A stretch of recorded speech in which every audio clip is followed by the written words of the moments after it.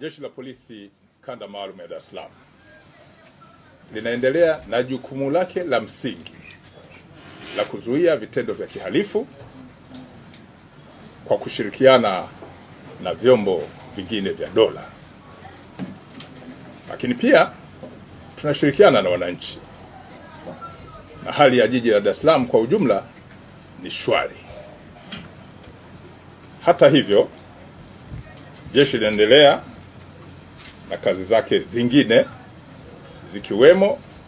za kupiga vita usafirishaji, uuzaji na matumizi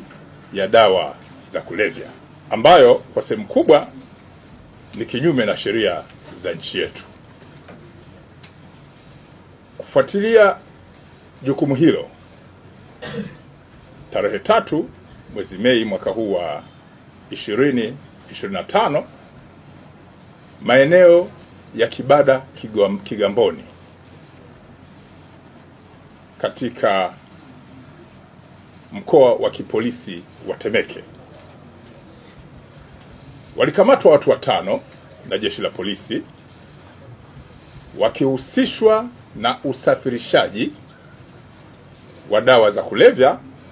aina ya bangi gunia zipatazo 60. Dawa hizi za kulevya ambazo zilikuwa kwenye gunia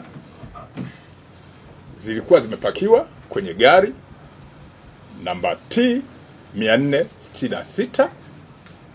ambalo namba zake ni EDV aina ya HO, ambalo gari hili lilikuwa na tanki lenye muonekano wa kubeba mafuta lenye namba T 994 EEG, ambalo baada kulipekua lilikutwa likiwa limepakia gunia hizo za bangi ambazo ni dawa za kulevya. Watuhumiwa hawa waliokamatwa ni pamoja na Nathan Danga maarufu kama Masumbuko na wenzake 4, akiwemo pia mwanamke aliyefahamika kwa jina la Upendo Mgonja, ambao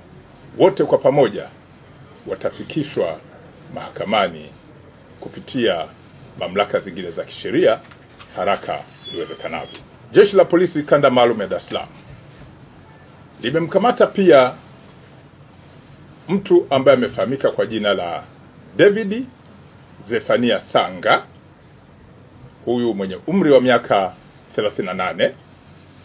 Zamani alikuwa ni mfanyakazi wa kampuni moja ya bima iliyofahamika kwa jina la UAP. Mtu huyu amekamatwa kwa tuhuma za kutoa taarifa za uongo kwenye kituo cha polisi Kigamboni kuwa kuna magari mawili aliyoyataja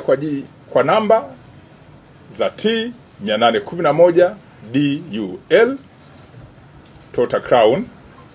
lakini pia gari lingine namba T 647 DRE aina ya Mitsubishi Outlander, kuwa magari hayo ambayo yalikuwa nyumbani kwake, wezi waliingia na wakaiba kwa kung'oa vifaa mbalimbali vya kwenye magari hayo.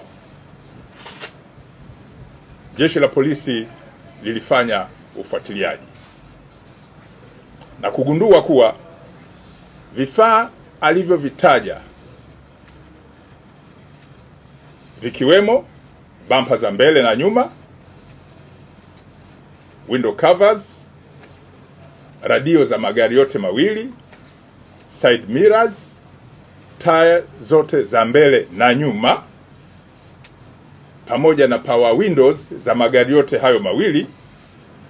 pia betri alivyodai vimeibiwa na wezi baada ya kuruka ukuta na kuingia kwenye nyumba yake. Vifaa hivyo alikuwa amevificha nyumbani kwake na kuja kutoa taarifa kituo cha polisi,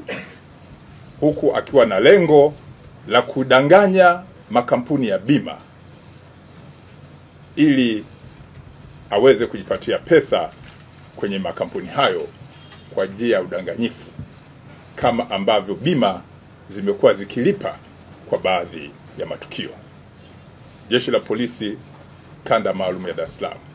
linaendelea kutahadharisha baadhi ya watu ambao wanatoa au wanajaribu kutoa taarifa za uongo kwenye vituo vya polisi kuwa kufanya hivyo ni makosa, na kutoa taarifa za uongo kwa afisa wa serikali ni kosa la kijinai, na kwamba jeshi halitasita kuendelea kuchukua hatua, ikiwa ni pamoja na kuwakamata na kukamilisha upelezi na kuwafikisha kwenye vyombo vingine vya sheria, ikiwa ni pamoja na kupitia kwenye ofisi ya mashtaka ya taifa. Polisi Kanda Maalum ya Dar es Salaam linapenda pia kuwataarifu kuwa amekamatwa na anahojiwa kwa kina mtu ambaye amefahamika kwa jina la Frey Edward Kosei mwenye umri wa miaka 51. Huyu ni mkazi wa Dodoma na Mbezi Beach, Makonde, Dar es Salaam. Huyu amekamatwa kwa chapisho lake la vitisho dhidi ya Padri Charles Kitima, ambalo kwa mujibu wa ufuatiliaji alilitoa na kulichapisha mitandaoni siku chache kabla ya kutokea kwa tukio ambalo lilimhusisha Padri Kitima. Upelelezi wa shauri hili unaendelea na hatua za kisheria zitaendelea kuchukuliwa, ikiwa ni pamoja na ufuatiliaji kwa kushirikiana na mamlaka zingine za kisheria. Jeshi la Polisi Kanda Maalum ya Dar es Salaam linaendelea kuwashukuru wananchi ambao kwa sehemu kubwa wamekuwa wakitoa taarifa mbalimbali kabla ya matukio, lakini hata ikitokea bahati mbaya matukio yametokea, wamekuwa wakishirikiana na jeshi la polisi katika ufuatiliaji na kufanikisha kuimarisha mifumo ya usalama katika jiji la Dar es Salaam. Lakini pia wamekuwa wakiendelea kusaidia kutoa taarifa za kuwanyima fursa wahalifu kutotenda makosa, kwani jeshi jukumu lake la msingi ni kuzuia makosa na sio kuyasubiri yatendeke ndio lifanye ufuatiliaji. Kwa hiyo kwa dhati jeshi linatoa shukrani kwa wananchi na waendelee kushirikiana na jeshi lao la Polisi Kanda Maalum ya Dar es Salaam ili Dar es Salaam iendelee kuwa salama.